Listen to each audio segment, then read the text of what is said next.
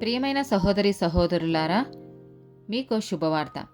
2025 సంవత్సరంలో మొత్తం 365 అంశాలను మీతో పంచుకోబోతున్నాము.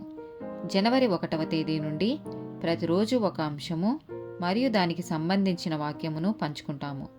దయచేసి ఆ వాక్యములను వినండి, ధ్యానించండి మరియు ఆశీర్వదించబడండి.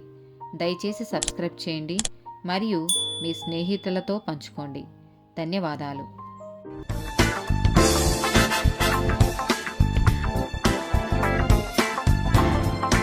55th డే టాపిక్ స్పష్టత. కీర్తనల గ్రంథము 119వ అధ్యాయము 18వ వచనం.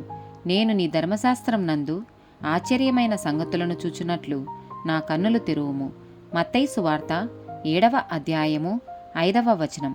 వేషధారి, మొదట నీ కంటిలోనున్న దూలమును తీసివేసుకొనుము, అప్పుడు నీ సహోదరుని కంటిలోనున్న నలుసును తీసివేయుటకు నీకు తేటగా కనబడును.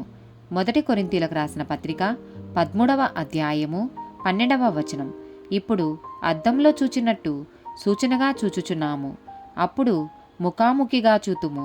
ఇప్పుడు కొంతమట్టుకే ఎరిగి ఉన్నాను, అప్పుడు నేను పూర్తిగా ఎరుగబడిన ప్రకారము పూర్తిగా ఎరుగుదును. 2 కొరింథీయులకు రాసిన పత్రిక 4వ అధ్యాయము 6వ వచనం. గనుక మేము మమ్మును గూర్చి ప్రకటించుకొనుటలేదు గాని క్రీస్తు యేసును గూర్చి ఆయన ప్రభువనియు, మమ్మును గూర్చి యేసు నిమిత్తము మేము మీ పరిచారకులమనియు ప్రకటించుచున్నాము. ఎఫెసీయులకు రాసిన పత్రిక 1వ అధ్యాయము 17-18 వచనాలు. మరియు మీ మనోనేత్రములు వెలిగింపబడినందున ఆయన మిమ్మును పిలిచిన పిలుపు వల్లనైన నిరీక్షణ ఎట్టిదో, పరిశుద్ధులలో ఆయన స్వాస్థ్యము యొక్క మహిమైశ్వర్యమెట్టిదో, ఆయన క్రీస్తునందు వినియోగపరిచిన బలాతిశయమును బట్టి విశ్వసించు మన యందు ఆయన చూపుచున్న తన శక్తి యొక్క అపరిమితమైన మహత్యమెట్టిదో మీరు తెలుసుకొనవలెను. ఆమేన్.